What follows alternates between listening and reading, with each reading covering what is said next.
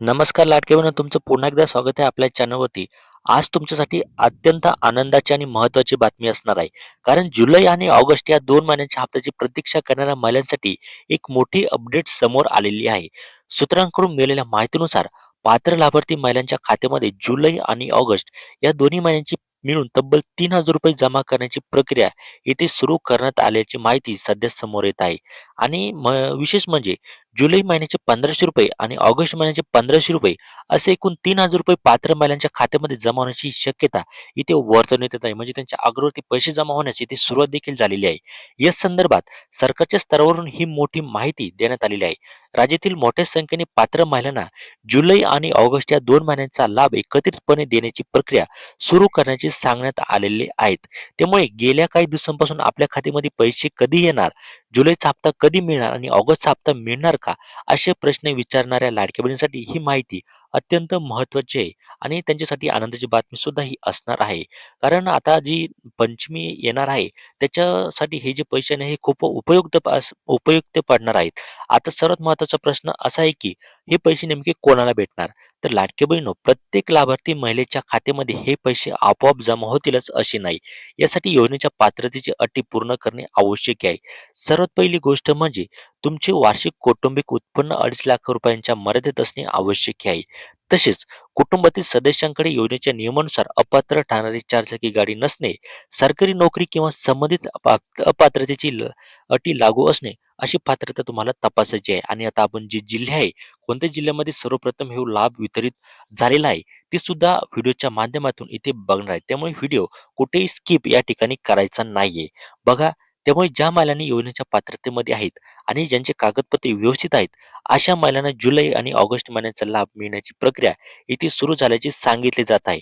आता दुसरी आणि अत्यंत महत्त्वाची गोष्ट म्हणजे ई-के-वाय-सी.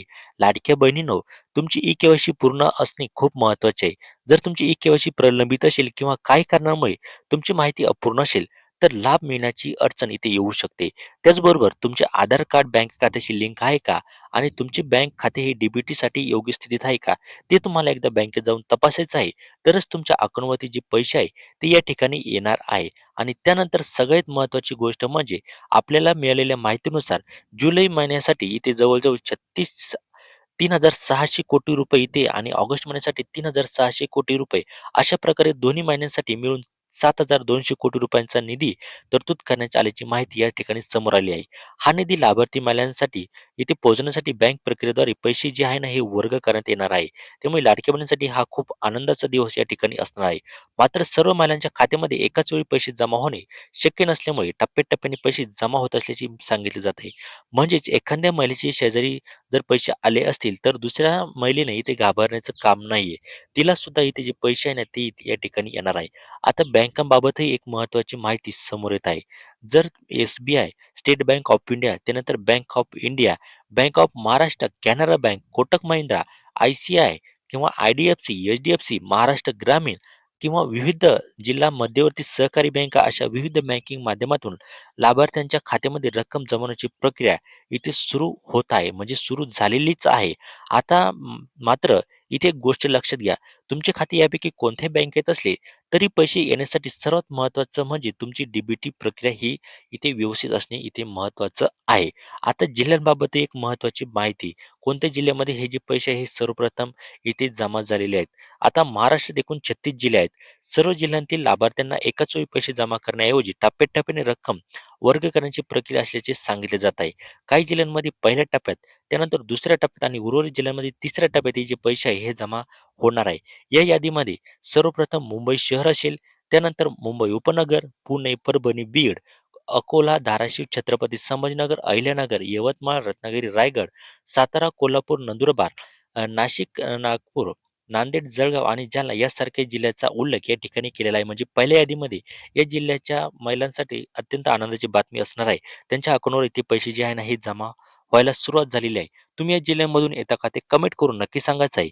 मात्र लाडकी बहीण एक गोष्ट लक्षात घ्या, जिल्ह्याच्या यादीमध्ये तुमचा जिल्हा आहे म्हणून लगेच तुमच्या खात्यामध्ये ₹3000 जमा झालेच पाहिजे असे नाही.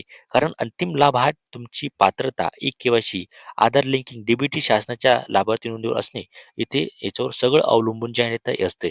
त्यामुळे तुमचा जिल्हा किंवा बँक या प्रक्रियेत आहे म्हणून घाई करून कोणत्याही व्यक्तीला पैसे तुम्ही या ठिकाणी द्यायचं नाहीये.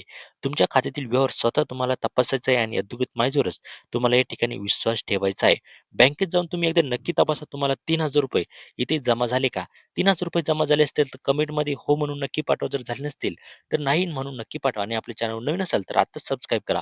भेटूया एका पुढच्या नव्या व्हिडिओमध्ये. तोपर्यंत धन्यवाद.